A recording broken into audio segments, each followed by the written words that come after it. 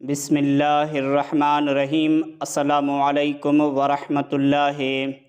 ناظرین گرامی، ایک شخص کا کہنا ہے کہ کچھ دن پہلے کی بات ہے، ایک ضروری کام سے میاں والی جانے کا اتفاق ہوا۔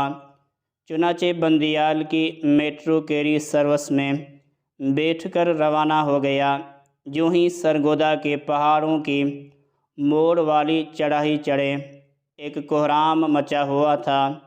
دل دھک دھک کرنے لگا، سب خیر کی دعائیں کرنے لگے۔ روڈ بلاک تھا، ہماری گاڑی بھی رک گئی۔ خواتین کو چھوڑ کر سب مرد حضرات اتر گئے۔ تحقیق کرنے کے معاملہ کیا ہے، دیکھا تو سب لوگوں کی ایک تقریباً 40 سالہ کمزور سے آدمی پر تھپڑوں کی بارش ہے۔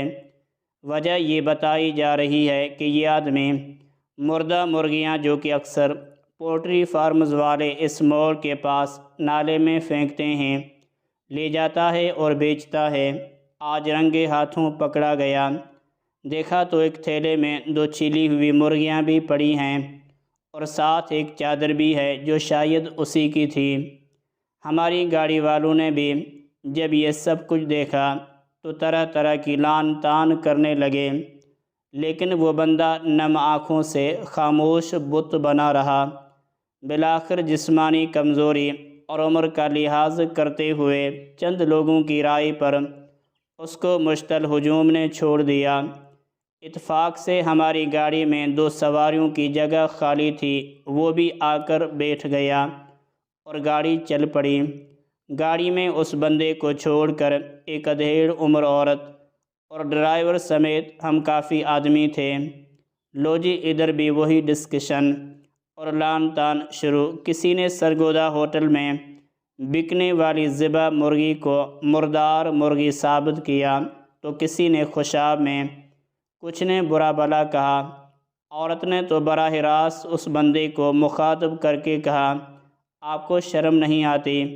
یہ مردار مرغی لوگوں کو بیچ کر حرام کا پیسہ بچوں کو کھلاتے ہو، تمہارا ضمیر کبھی ملامت نہیں کرتا؟ اس بندے نے سر اٹھایا اور کونے میں خاموش بیٹھے مجھ سے سرائکی میں مخاطب ہو کر کہنے لگا کہ تم کیوں خاموش بیٹھے ہو؟ سناؤ، کچھ تم بھی دے دو گالیاں۔ میں تھوڑا سا ششدر ہوا، پھر بولا، بنا تحقیق کے سنی سنائی بات پر واویلا کرنا اچھی بات نہیں ہوتی۔ گاڑی میں بیٹھے باقی لوگوں نے حیران کن آنکھوں سے میری طرف دیکھا۔ یقیناً دل ہی دل میں ہنس رہے ہوں گے اور کہہ رہے ہوں گے کہ اس کو دیکھو، بڑا آیا سیانہ۔ اس بندے نے جو میری نظر میں ابھی ملزم سے مجرم نہیں ہوا تھا، وہ بندہ رو پڑا اور کہنے لگا، تم گواہ رہنا، قیامت کے دن اللہ کے سامنے پیش ہوں گا۔ یہ لوگ ہوں گے جس نے مجھے مارا، جس نے گالی دی، اور میرا ہاتھ ہوگا ان کا گریبان ہوگا۔ میں حضور اکرم صلی اللہ علیہ وسلم سے شکوہ کروں گا، آپ کے امتیوں نے مجھے بنا پوچھے بنا تحقیق کیے صرف مجھے مردار مرغیاں چھیل کر ڈالتے ہوئے دیکھا اور خود ہی ان کو بیچنے کا الزام لگا کر مارا، گالیاں دی۔ پھر وہ پوری گاڑی کے مسافروں سے مخاطب ہو کر کہنے لگا، بھائیو، میں جوہر آباد کا ہوں، میرا اپنا شو روم تھا، 3 سال سے مجھے بلڈ کینسر ہو گیا، سب کچھ بیچ کر علاج پر لگا دیا، ہر ماہ 2 بوتل خون بھی لگتا ہے۔ ہم 2 بھائی ہیں۔ جب مجھ پر بھائی کا قرضہ 4 لاکھ سے زیادہ ہو گیا تو بھائی نے مزید قرض دینے سے انکار کر لیا اور پیسے واپس مانگنے لگا۔ میں نے مکان میں اپنا حصہ قرض میں اس کو دے دیا۔ 4 ماہ سے سرگودا میں ہوں۔ میری 4 بیٹیاں ہیں، سب سے بڑی بیٹی 7 سال کی ہے، بیماری اور کمزوری کی وجہ سے کام نہیں کر سکتا، کام نہیں تو پیسے بھی نہیں، بھیک مانگنا لعنت ہے، 2 ماہ سے خون کی بوتلوں کے لیے بھی پیسے نہیں، سفید پوشی سے چل رہی ہے زندگی کی گاڑی۔ پھر وہ شخص تھوڑا سا خاموش ہوا اور رو پڑا اور آنسو صاف کرتے ہوئے بولا، میری بیٹیاں جب سے سرگودا آئی ہیں روز بولتی ہیں، ابو آج گوشت لائیں، ابو آج مرغی پکائیں۔ میں نے آج فارم والوں کو یہاں تازہ مردار مرغیاں پھینکتے دیکھا۔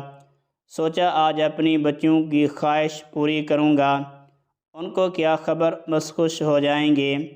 اس کے بعد وہ آدمی رونے لگا، ہم سب کی آنکھوں سے بھی آنسو نکل گئے۔ وہ باہر کی مار اور حالات کے شکار سے اندر سے بھی جلا ہوا تھا۔ پھر وہ جھولیاں بھر بھر مارنے اور ڈانٹنے والوں کو بد دعائیں دینے لگا۔ سب نے منتیں کی، معافیاں مانگی، لیکن اس کا رونا بند نہ ہوا۔ لاری اڈہ آ گیا۔ ڈرائیور سمیت سب نے جیب میں ہاتھ ڈالا۔ جو کچھ ہاتھ آیا اس کو دینا چاہا، لیکن اس نے واپس منہ پر مارا۔ میں نے جاتے جاتے نام اور پتہ پوچھا۔ وہ بولا بھوکے اور مجبور لوگوں کا کوئی نام، قوم یا مذہب نہیں ہوتا۔ اللہ کے لیے اپنے پڑوس میں ایسے لوگوں کو ڈھونڈیے جو سفید پوشی میں گھٹ گھٹ کر جی رہے ہیں۔ یہ نہ ہو کل روز قیامت اللہ اور رسول صلی اللہ علیہ وآلہ وسلم کے سامنے ندامت اٹھانی پڑے۔